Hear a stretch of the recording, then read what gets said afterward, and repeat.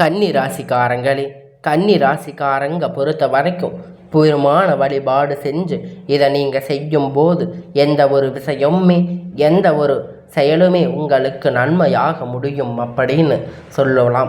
ஏன்னு பார்த்தீங்கன்னா, நீங்கள் ஒரு கேள்வி கேட்பீங்க, கன்னி ராசிக்காரங்க எல்லாம் எங்களுக்கு இஷ்ட தெய்வம் ஒன்று இருக்குங்க, எங்களுக்கு குலதெய்வம் ஒன்று இருக்குங்க, நாங்கள் ஏங்க பெருமாளை வழிபாடு செய்யணும் அப்படின்னு கேட்பீங்க.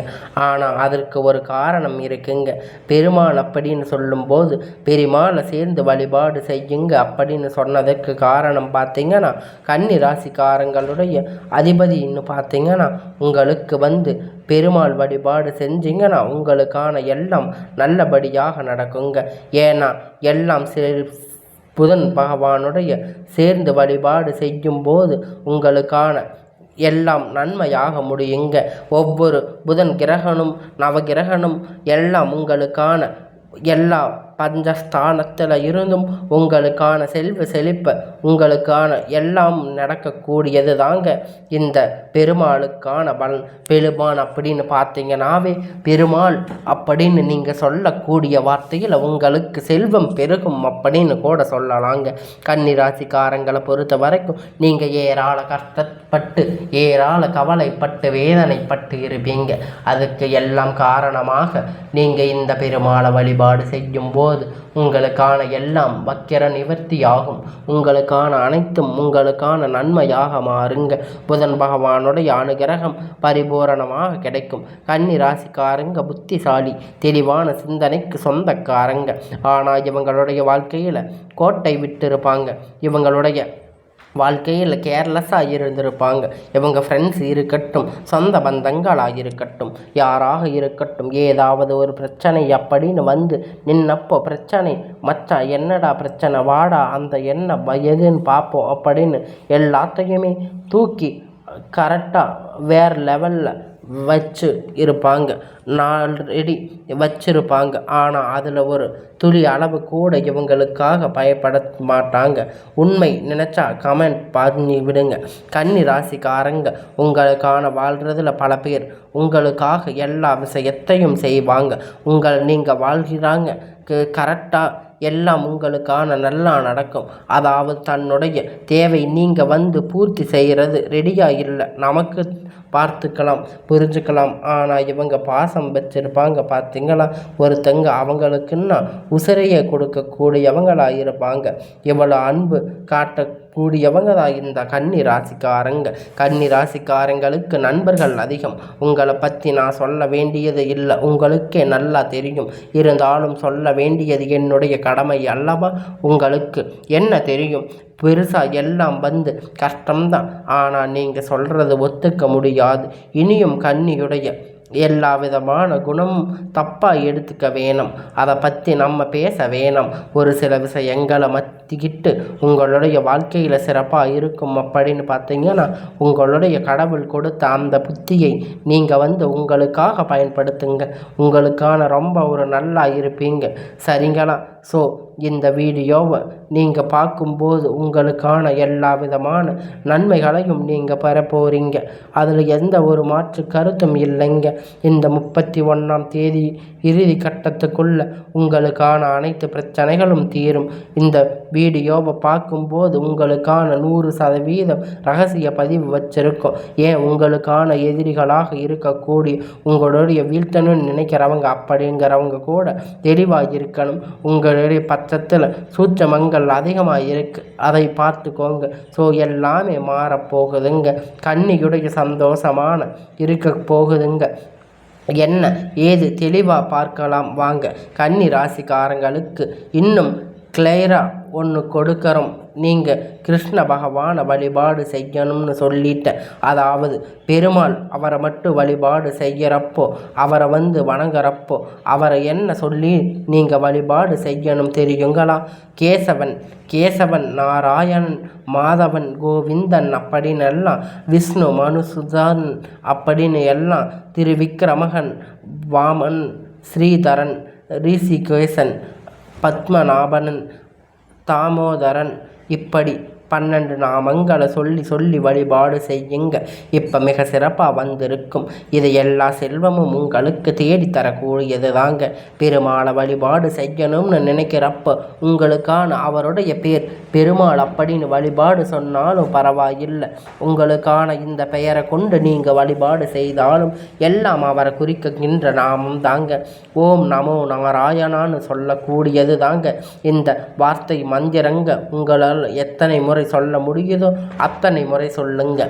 உங்களுடைய வாழ்க்கையில் ஒற்றைப்படை இந்த கிருஷ்ண பரமாத்மா உங்களுக்கு கஷ்டங்களை எல்லாம் நீக்கி உங்களுக்கான பதில் கொடுப்பார்.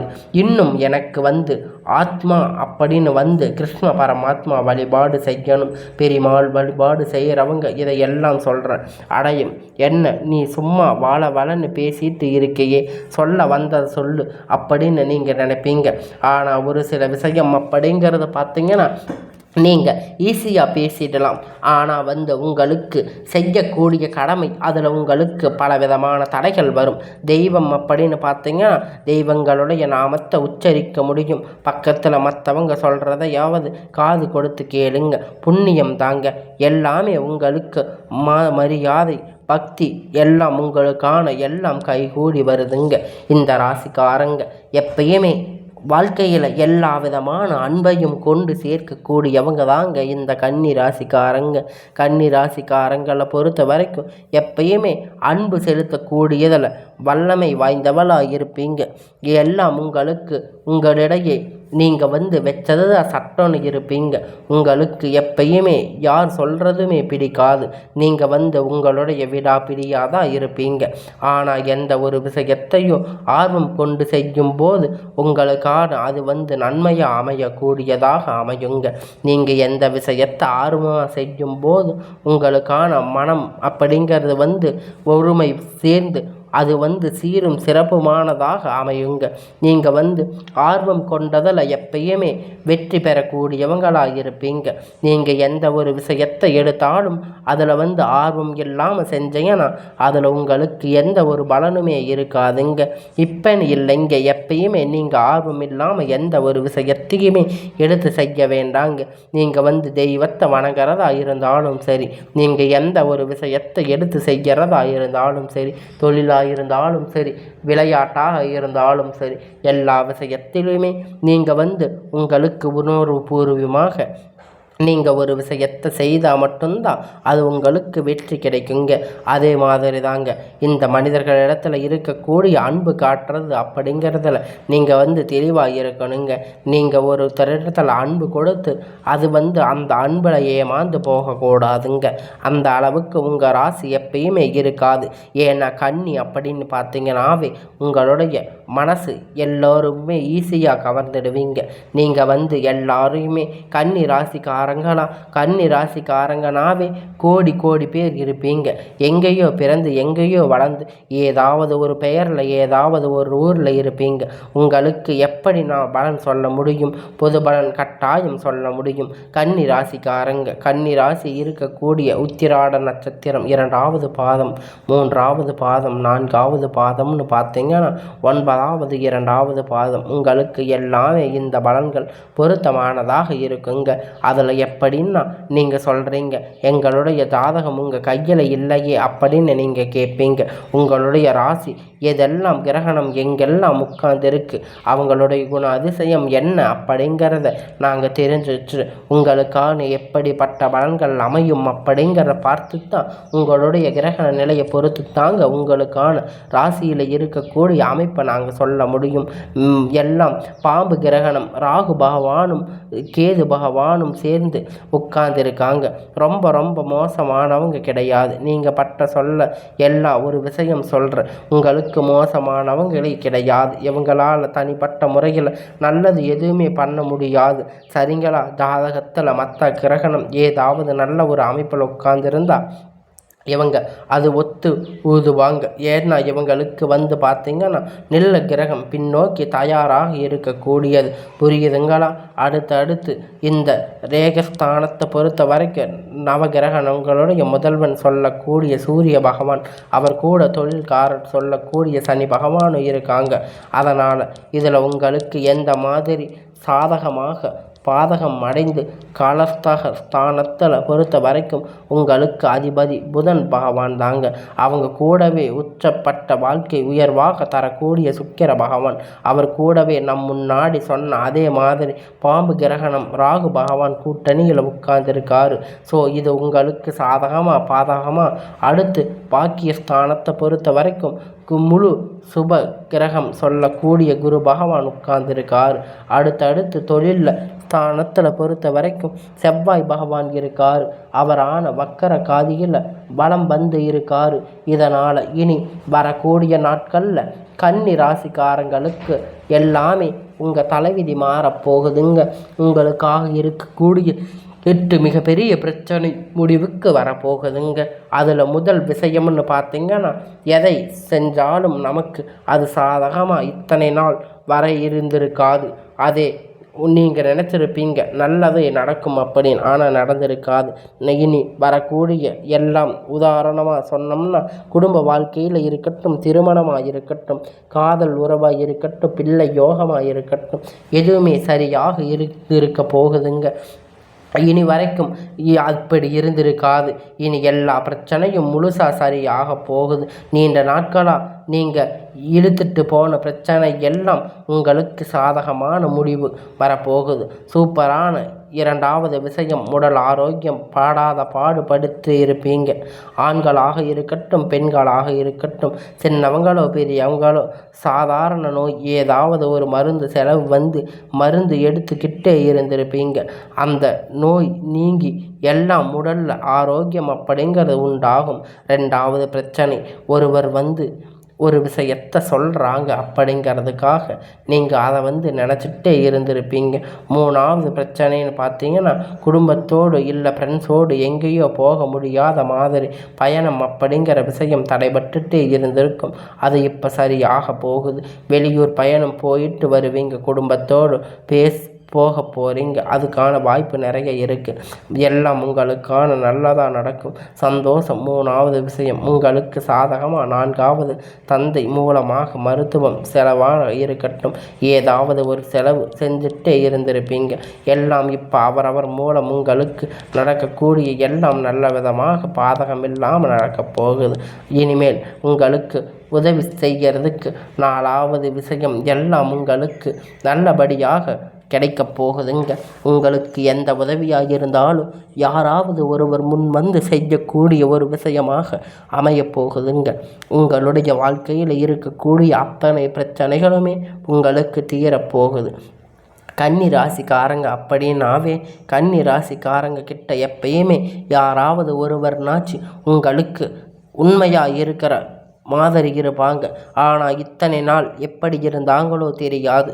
ஆனால் இனி வரக்கூடிய காலகட்டத்தில் கன்னி ராசிக்கு உண்மையான உறவு அப்படிங்கிற ஒரு உறவு நிச்சயமாக கிடைக்க போகுது. அதை நீங்கள் பயன்படுத்திக்கோங்க. அவங்கள விட்டுட்டீங்கன்னா மறுபடியும் உங்களுக்கான பிரச்சனையை யாராலும் தீர்க்க முடியாதுங்க. அதனால் உங்களுக்கிட்ட வரக்கூடிய அந்த நல்ல நட்பை நல்ல உறவை விட்டுடாதீங்க. எப்பயுமே கடக ராசிக்காரங்கன்னு பார்த்தீங்கன்னா, எப்பயுமே கடக ராசியும் கன்னி ராசியும் இணைந்து இருக்கக்கூடியவங்களாக தாங்க இருப்பீங்க. கடகமும் கன்னி நட்பு கூறியவங்களாக இருப்பீங்க.